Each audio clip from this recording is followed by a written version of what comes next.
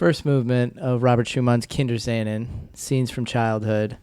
Really beautiful way to start the set with this kind of wonder and curiosity and openness. It's like a childlike sense of wonder, you know, just right away, a bunch of simple questions. This is the first piece of the set called Scenes from Childhood. Scenes from Childhood. So this one is of foreign lands and people.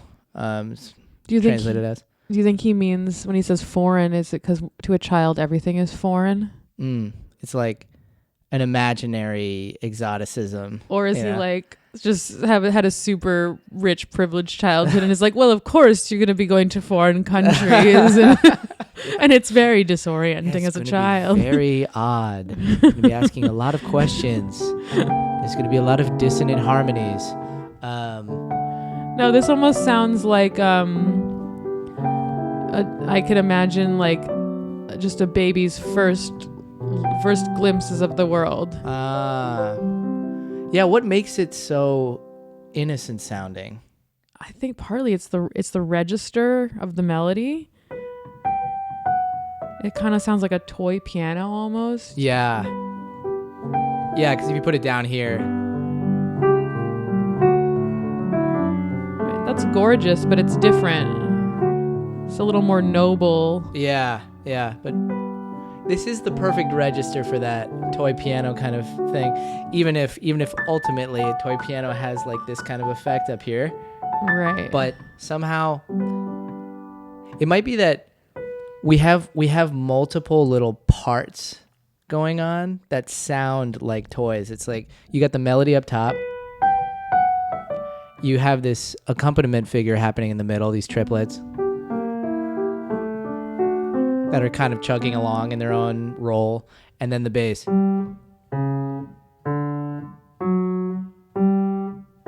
And you put them all together, those individual parts.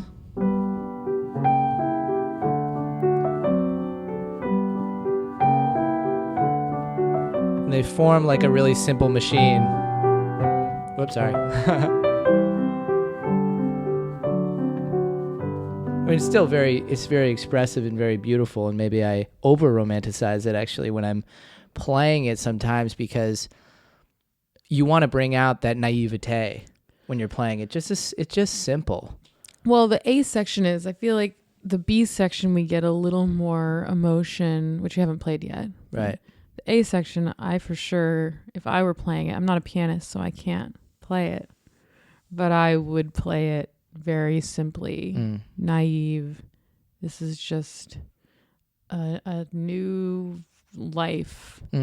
Just everything is like, whoa. Yeah, and even just the structure of the actual phrase is very simple. It's actually like classical. You know, someone like Mozart would write it this way, where we have 2 bars. This is a really common way to compose, is just 2 bars and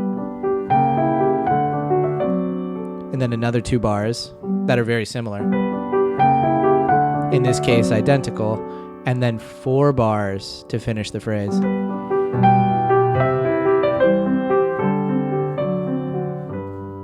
And he even connects those last 4 bars with a slur, so there's no mistaking that they're connected, those last 4 bars. So it's like 2 plus 2 plus 4 is a very symmetrical way to have a phrase that everyone can understand. It's not odd. It's not immediately developing into something crazy and chaotic and adult. It's just being. Let me play the beginning one more time. Yeah. I'll try to play it as innocently as you like. As I and doesn't sound right.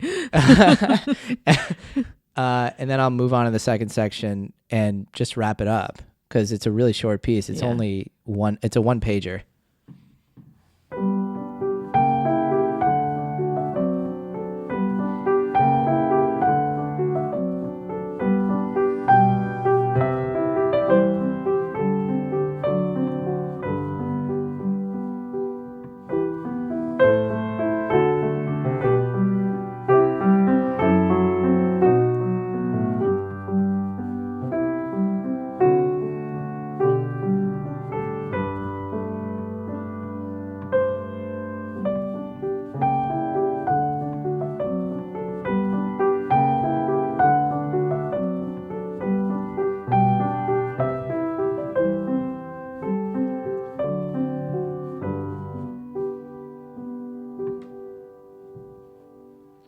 I'm learning a lot as I'm playing, because I don't play this piece, like I haven't performed it, but I'm realizing all these beautiful details. Like actually the way the bass is not, these aren't quarter notes. These are really carefully notated eighth notes with eighth rests. So there's like a lift that the middle section doesn't have. The bass in the middle section has these long quarter notes that are connected in the bass. It's almost more melodic. Which is evidence that it's maybe a little like a less naive section. Less naive, richer, deeper. There's something going on that's darker, maybe. And also the minor key, helps. Go ahead. No, I was just going to say that even so, the way it's written, but all these sections could just loop around and around into each other endlessly. Like, da, da, da, da, da, da. It just always goes back.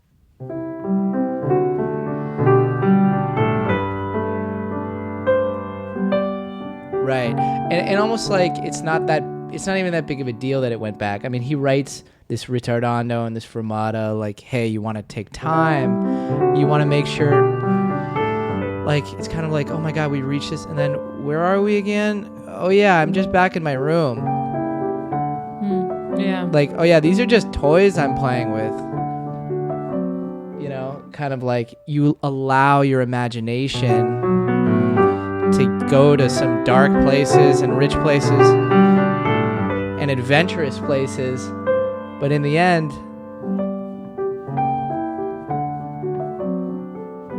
it's really just in your head. It's a sense of wonder. You're not in real danger here. I was trying to think of the word earlier, this sort of feeling of being a new human, but it's a sense of wonder that comes along with being for things being foreign. And they can be scary, but they can also be hopefully more often giving you this sense of wonder and curiosity. Yeah.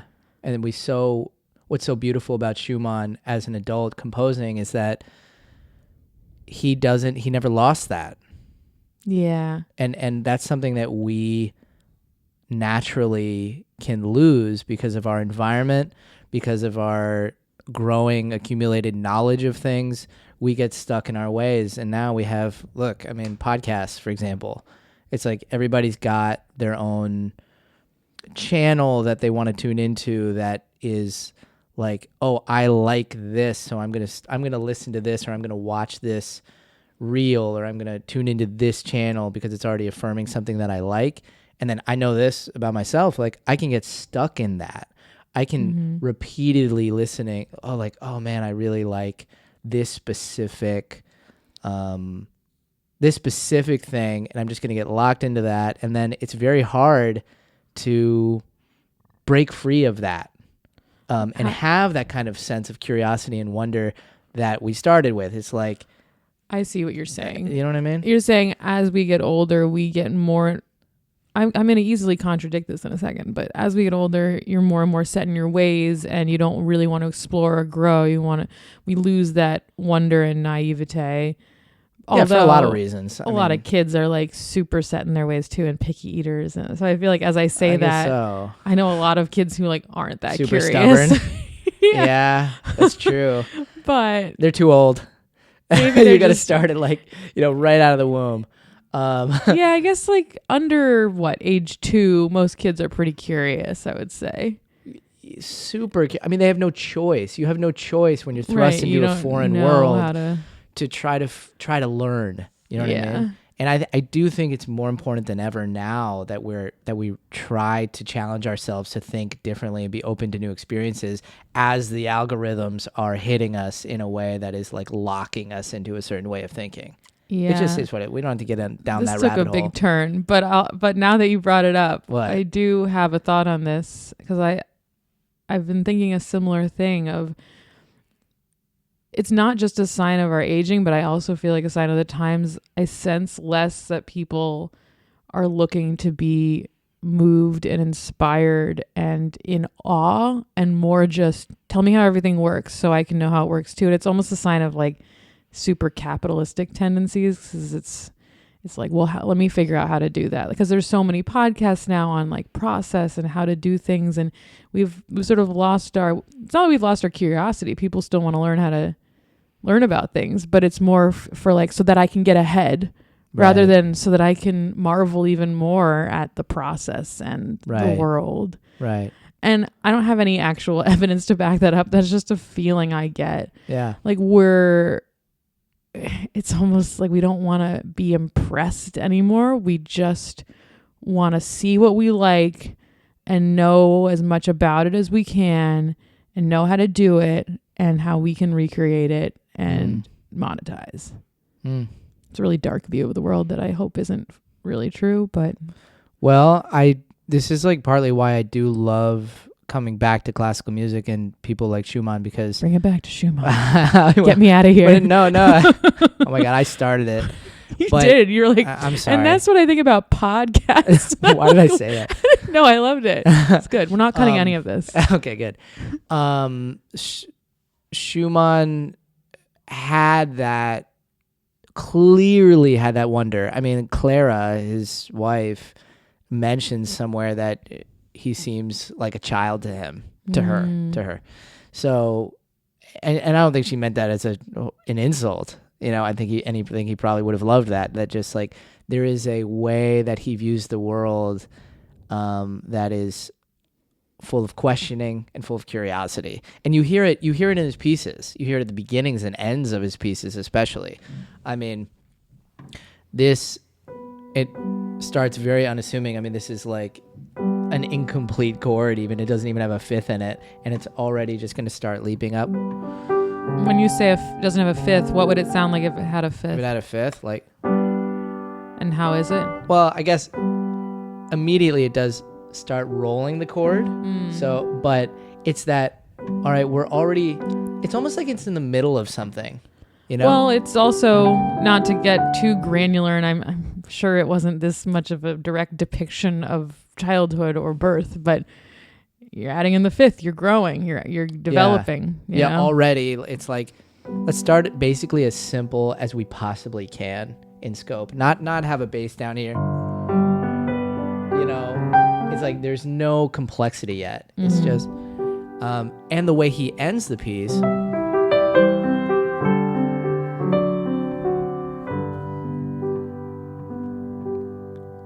is the melody note is actually exactly where we started. But what's the left hand doing?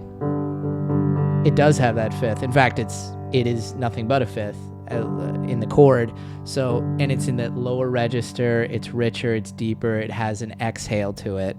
And yet, you know, he's not ending with the tonic or the G. And this is a key of G major. How would it sound if he ended with the tonic? If he ended with the tonic in the top,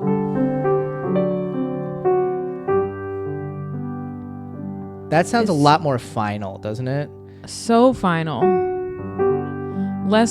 It's just less dreamlike. Less dreamy, less of a feeling like this could then, like this child is still thinking, like, or there's more to be had. Let's turn the page. Let's see what world opens up. That, if you don't mind, I'm going to play like some of the more sensitive pieces from this set. I don't mind. You don't mind? Okay, good. You got nowhere to go. I have you here. Troy Marai, Dreaming. Also from Scenes from Childhood.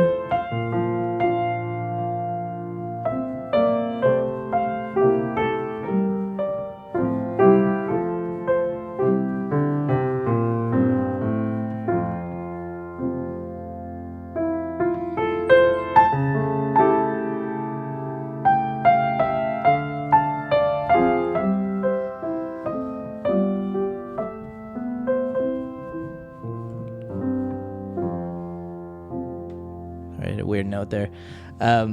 It's a really, again, an invitation to kind of reflect, you know? Is this a parent watching their child sleeping? Or is this, an actual child's dream? Is this the scene of a child dreaming? Or is it like a daydream? Is it like... I was going to say, is it a fantasy? Is it how a child just has all these things going on in their head? Yeah. Because they're playing. I mean, play is dream. I used to like have dolls that I would make stories out of. That could be dreaming in a way.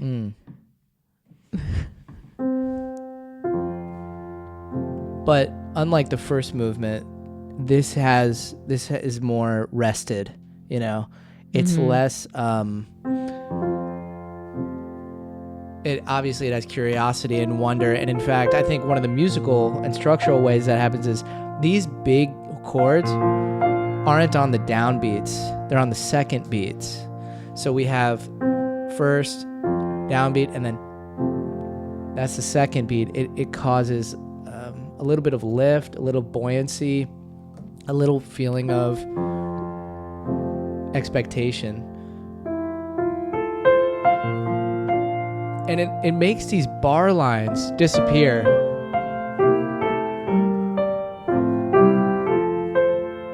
That all feels like one big phrase, right? Instead of if I literally banged out the strong downbeats, it doesn't make any sense. Yeah.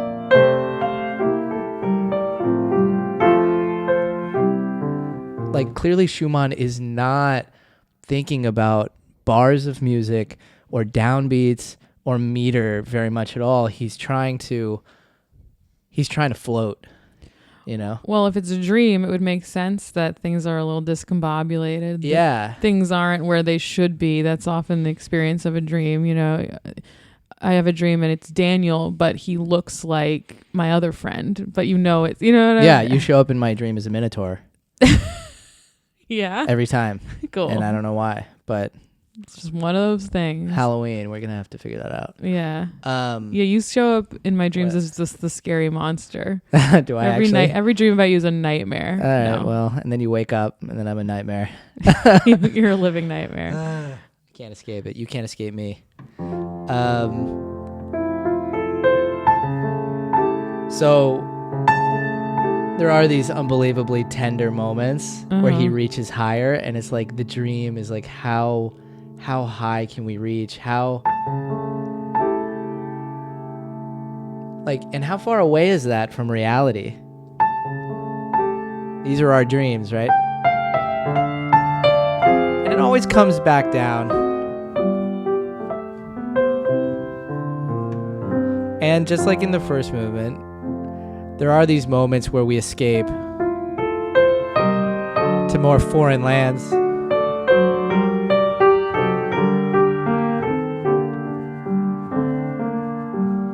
Now we've modulated to be flat major.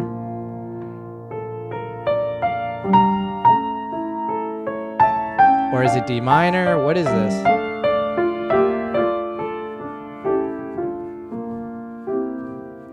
And then we're back. But what's so cool about this is like it's kind of monothematic. Like he's not changing the tune. So it's always this, but it's just in different contexts.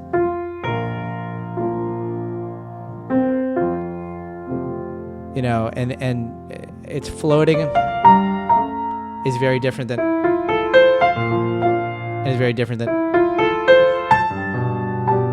which is eventually where he's going to go to end the piece.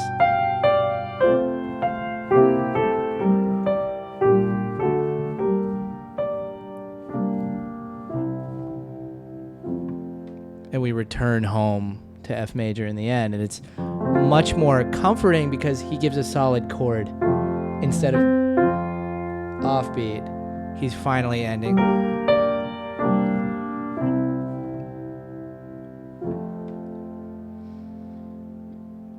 It's interesting that the word dream can mean, a nighttime, hallucination in a way. I guess it's a hallucination, a dream.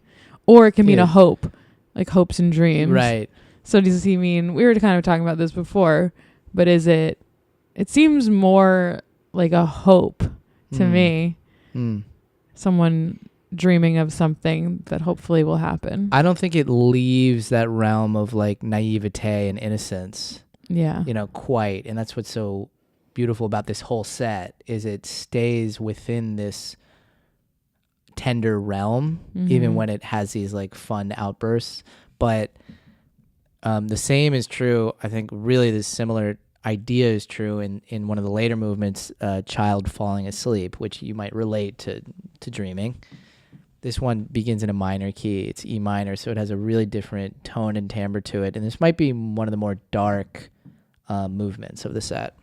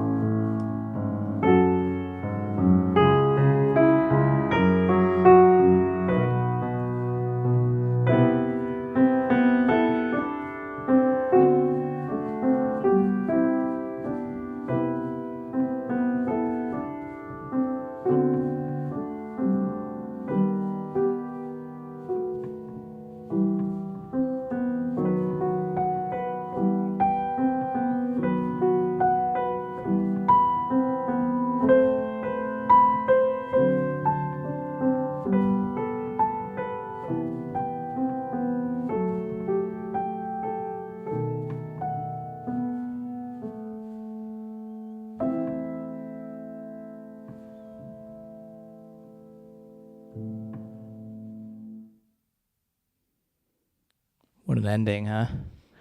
Yeah. Very unresolved. It's interesting that a piece titled, what is it? Kid Falling Asleep. The Child Falling Asleep, yeah. It has such a dark beginning. I mean, the only thing it makes me think of is how falling asleep as a kid was a really scary thing for me. Like it took me a long time to fall asleep and I would be really scared to be in the room alone. Really?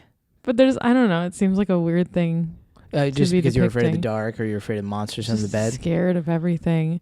But then it goes into a B section that's clearly like clearly a dreamy, that's undeniably a depiction of the E major, the A major section. Well, throughout this whole piece is this like lilt, this rocking lullaby, even in the minor.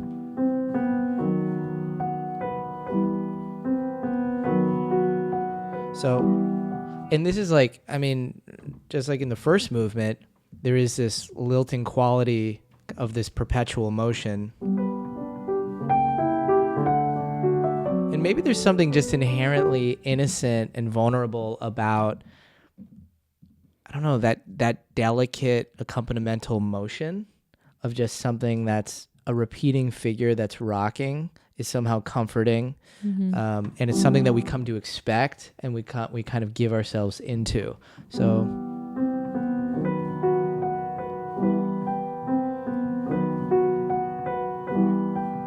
sometimes talking about this stuff helps me play it more. Yeah, because when it's kind of like in that classical training when it's like, okay, here's your performance, go, then it's like your mind is kind of in the wrong space.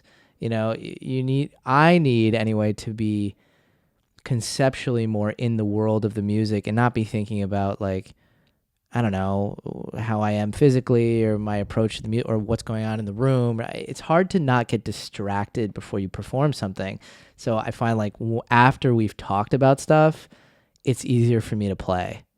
Well, you're giving a voice outwardly to the voice in your head. I mean, it's if you talk, you're kind of trumping the demons. Yeah. Because if I'm not speaking, then the other thing is like, don't mess up. Make sure you play this right. It's if it's all about what the sound I'm making is, and there's a microscope on that, it's just more intense, Yeah. Sometimes I'll perform in my stand-up set, and sometimes I'll tell a little anecdote about performance anxiety and how my bow would shake, and then if I talk about it and then play, sometimes I will then have bow shakes because I've drawn my attention to that again. Self-fulfilling. Versus if I'm just doing my like jokes and viola playing shtick, where it's the viola playing is serving a very specific purpose, which is to contrast the jokes. I get way less nervous. Yeah. But I think about it in terms of nerves, and if anything that gets me out of my head, like talking about just the music, not my feelings, but the music itself can really help. That's interesting. There's it's reminding me a little of how, I used to program sometimes pieces by Georges Kurtag, who's this Hungarian composer who's, I believe, still alive. He's still alive. I think he is. I think he's like 100 or something. Whoa. Yeah.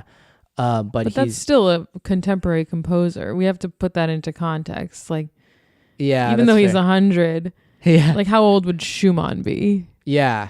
Well, Schumann would be like 215 or something. Yeah. But it's funny how that works. Contemporary music includes like the last 100 years or so somehow. But his music has a kind of innocence and poeticism and rawness that Schumann's also has. And a lot of his works are actually inspired by Schumann. So there's a connection there. And so occasionally I would like to program a little bit of Kurtag next to a little bit of Schumann. And it actually, selfishly, it helps me get into the sound world better of Schumann, so that I'm not thinking, my mind isn't conceptually thinking, how do I recreate Schumann, or how do I go back to 1850 when this was written? But instead, let me turn my attention onto the sound itself, the tenderness of the sound. Kurtag has this really simple 7-note piece, for example, called Flowers We Are, Frail Flowers.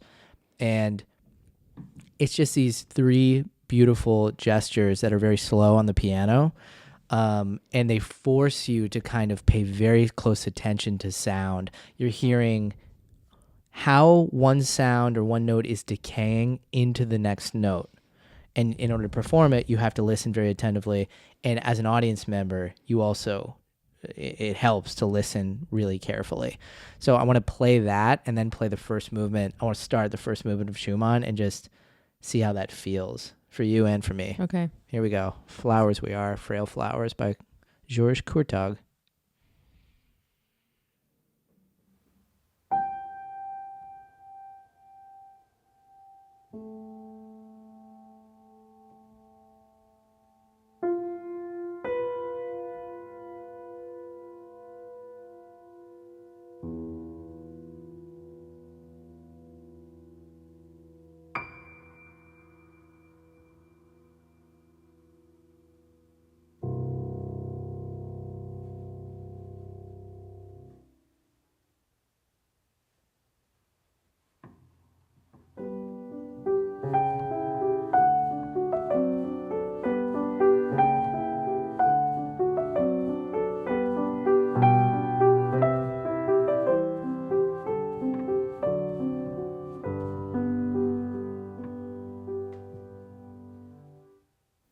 What was that effect for you?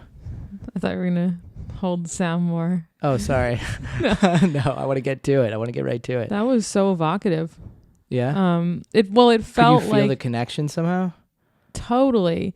I mean, I know I was hearing the Schumann in my head about to come up as you were playing the Kurtag. Mm-hmm. And so to me, it just almost sounded like a dissonant, super slow version of Kinderszenen because it's the same boo, like it's these notes that are like connected kind of fluidly. Yeah. It's just the Kurtag is much more distilled and slowed down and a little more dissonant. Yeah. But the leaps alone make it expressive. Yeah. And then the way you were playing it obviously was great, where you were having every note that you previously played still resonate so that you could hear the clash with the next note. Like if you just played it with no pedal or anything. Yeah, it would be. Do you want me to try it? I mean, Sure. it would just as disjointed notes. Yeah.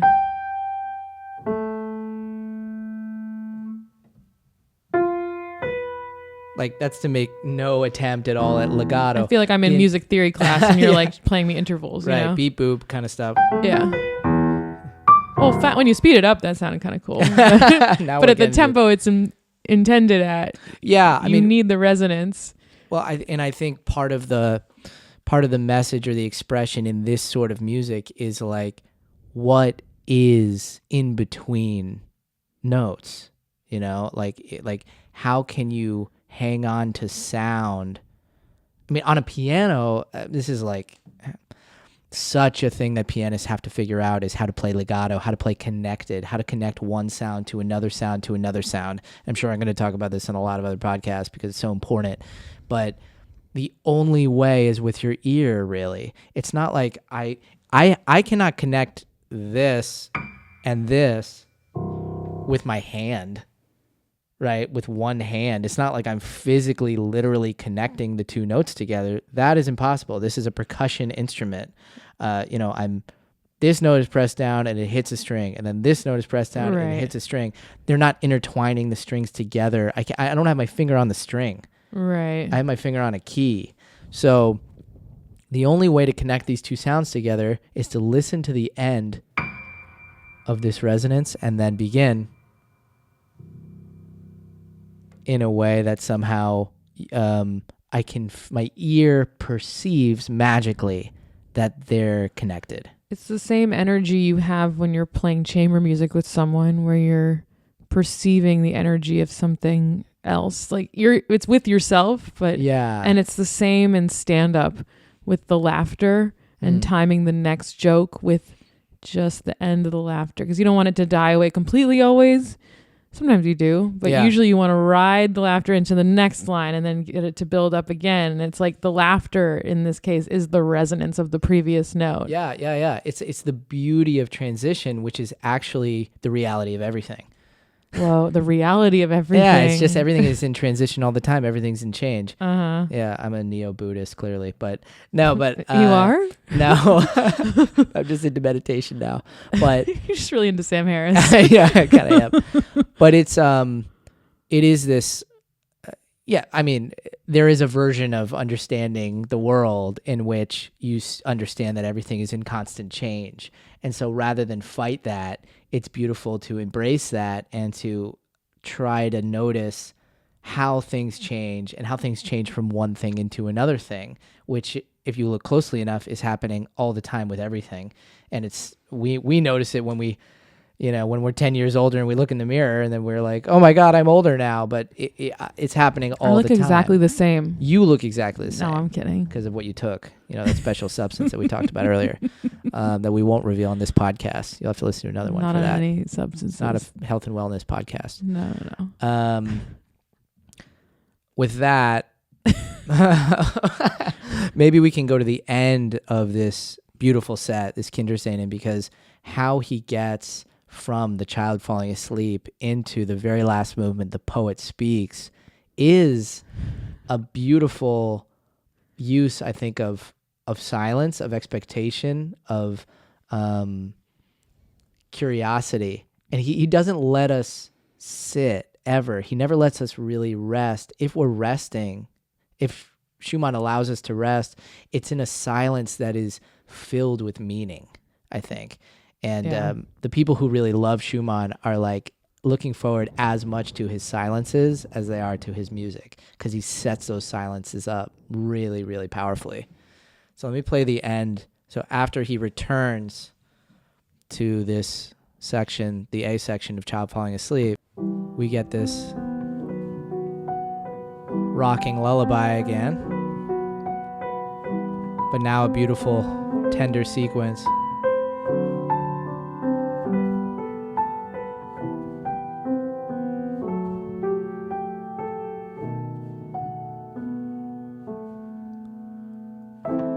this odd A minor chord, not the key we're in, and then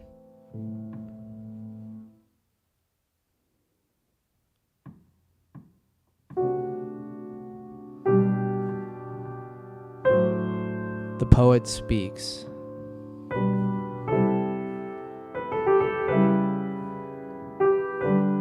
Kind of stepping out of the piece for a second, being the adult who's reflecting back on all these scenes.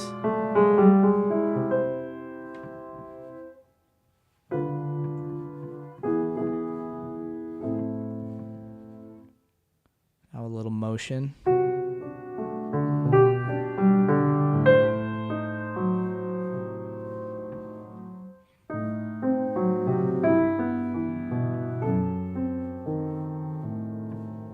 Very intimate, private outcry here.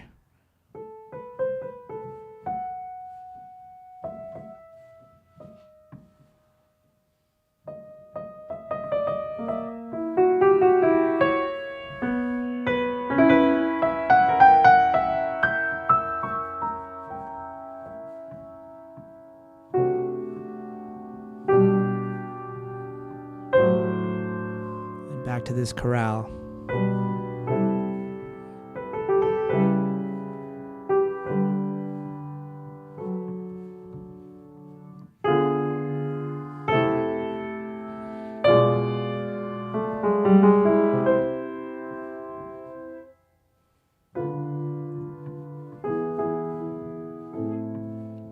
And it's finally going to die away.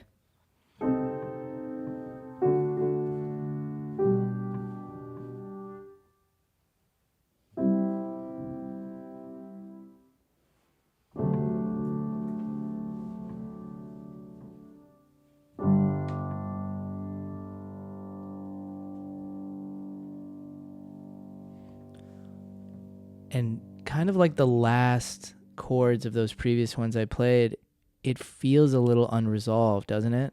Mm-hmm. Even though technically there's everything you need in this chord. There's the root, the third, the fifth. But it's the spacing. The spacing is Of the notes. incredibly wide. I can actually barely reach this with my left hand. I always have trouble. And then the top note is the fifth, which even the third would feel more final, and the root would especially feel final. But again, Schumann leaves us in this state of possibility. Mm-hmm. Never quite finality, in these kind of small character pieces, in these poetic pieces. It's always like his pieces are in the middle of a world and they end just with a question, so That's a commonality of a lot of his music, or a lot of these pieces in this set? I think it's a lot of his music. I mean, sometimes when he does get bombastic and certain and confident, and he has a ton of marches, like there is music where he is rooted and grounded, but a lot of the time you feel like that's all fanfare, that's part of some tale. Mm-hmm. It's like a fairy tale kind of thing, or it's a character in a play. It's not, you don't sense that it's coming from some deep desire for or a deep part of his soul, the way that like Beethoven's fifth is just like, this is the way the universe and spirituality are. Like, I'm going to rip you into it, and this is my confident belief. Schumann is like, let's go on a ride together, and like, I don't even exactly know where this is going to end. And because he's such an amazing composer and his technique is so good as a composer, his form is still solid enough where, oh, you're about to burst out laughing. What? Tell No, me. continue your thought. His form is solid enough where he can construct even something like his Fantasy in C major for piano is brilliantly and carefully structured, but it feels improvised. Just the way it starts, it's just like he's throwing everything to the wind. And yet these motives throughout the piece come back in very careful and specific ways. So I love Schumann because it always feels like there's something very private that he's expressing, that he's inviting you into. He's not shoving it down your throat, you know. Is it also an expression of the unknown? Not expression, an exploration. Yeah. I meant to say, or this is what was making me laugh. Is it a hyper acknowledgement of the where unknown? we see that? This video. Yeah. A hyper acknowledgement. I think that is verbiage that Schumann would hate. Yeah. I don't think this is one other irony about Schumann to me, is that like he loved playing with words. Like, famously he puts Clara, the name Clara, in some of his music. Schumann did too, not just Brahms, who was in love with her. Yeah. Schumann did. Okay. And man, everyone just obsessed with this girl. There's symbology and cryptology everywhere in Schumann, where it's like, his Opus 1 is called Abegg Variations, Abegg, and that's, I can pull them up, but that is literally the theme of the piece. I mean, it's a theme in variations. What is Abegg? Abegg, but it's dedicated to the Countess Paulina von Abegg, but who might have been a made-up person. But how lucky are you that if your name contains letters that are notes? Well, if she's real, but yeah. I can't have there's no I or S. No. But they'd figure that out. They'd be like, yeah, but I don't want it. I don't want to figure it out. I want the notes of my name. It'd be like BEA. That's close enough. Right. To Isabel. ABE. ABE. Yeah. Abe. Yeah. It's dedicated to you, Isabel. And it's like, yeah, close enough. All right. Is it pretty? Okay, I'll take it. But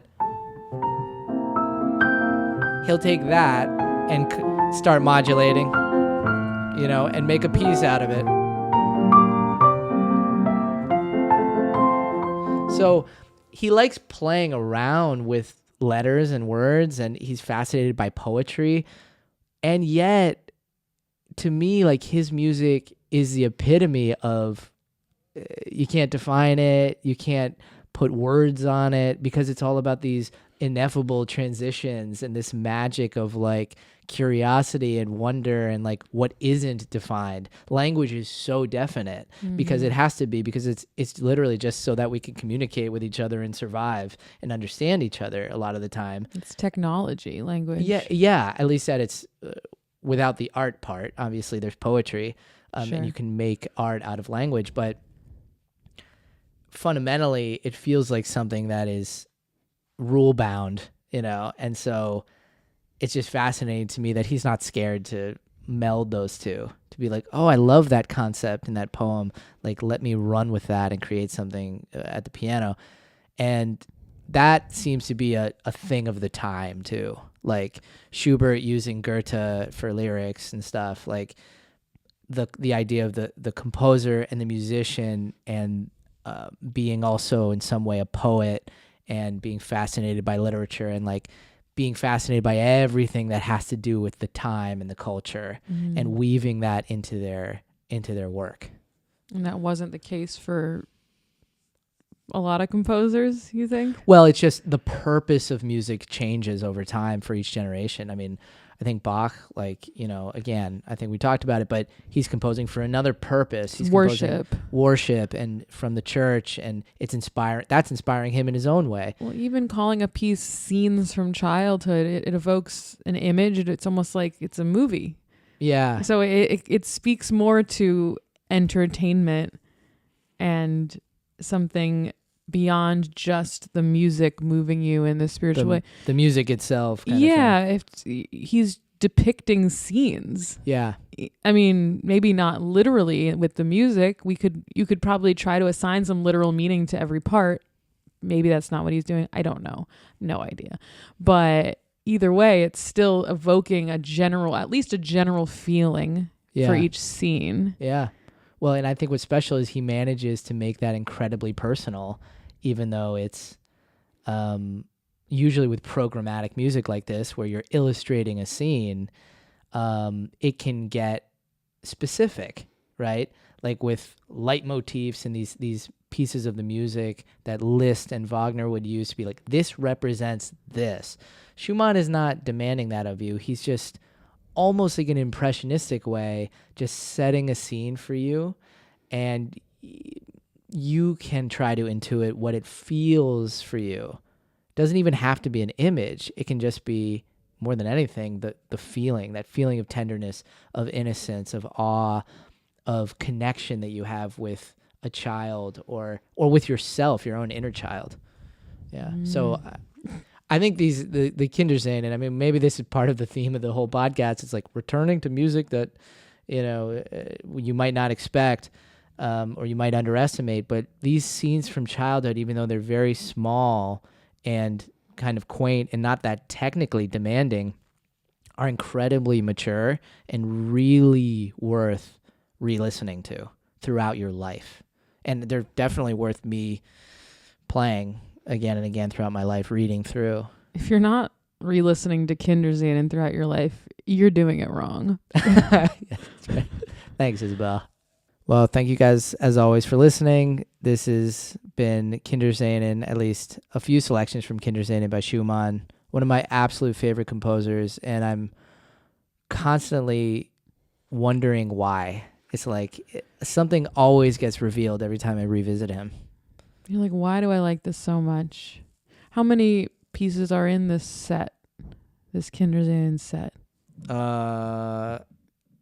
Thanks for that question. 1, 2. Oh God, Isabel. Now I'm literally gonna have to count them. 1, 2, 3, 4, 5, 6, 7, 8, 9, 10, 11, 12. I feel Happy like you now? miscounted, but that's I around probably 12. did. Dude, I don't remember. It doesn't matter. It does matter, but you can Wikipedia it. I do like. We can't even give people the number of the pieces. Bro, that's why don't ask me that. Thanks for listening. Thank you guys. See you next time. See you at the next one.